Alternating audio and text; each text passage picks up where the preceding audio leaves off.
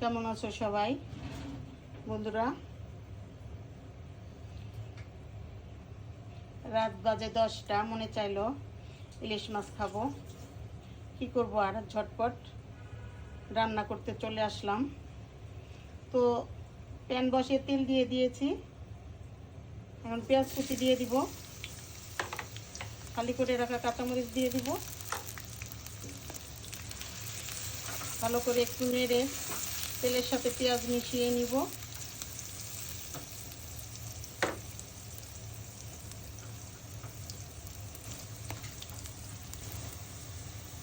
অল্প পরিমাণে রসুন বাটা দিয়ে দিব,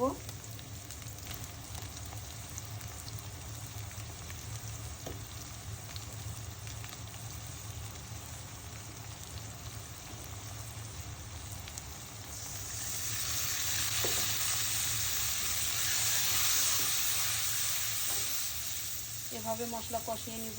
মশলা অল্প সময় একটু কষিয়ে নিলাম, এখন আমি আগে বেগুনগুলো কষিয়ে নিব। বেগুনের পিস 2 ফালটা করে দিলাম।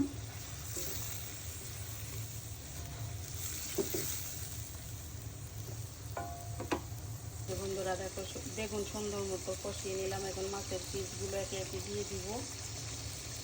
মাছটা কিন্তু বন্ধুরা ভালো বড় সড়ো ছিল। এবার তো বাজারে ইলিশ মাছই পাওয়া যাচ্ছে না। প্রতি বছর তো অনেক ইলিশ মাছ আমি কিনে ফ্রিজে রেখে দেই, তো এবার তো ইলিশ মাছই পাচ্ছি না।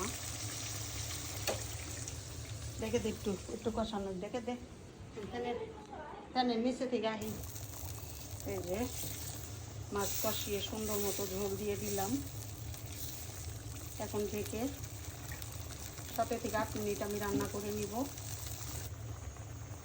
ইলিশ মাছে কিন্তু আমি কোনো এক্সট্রা মশলা ইউজ করি নাই, শুধু একটু রসুন বাটা দিয়েছি আর হলুদ গুঁড়ো, মরিচ গুঁড়ো, কাঁচামরিচ, পেঁয়াজ এনাফ। তো বন্ধুরা দেখো তো আমার এই ইলিশ মাছ বেগুন দিয়ে রান্না কেমন হয়েছে, কালারটা কেমন হয়েছে বন্ধুরা আমাকে একটু কমেন্ট করো।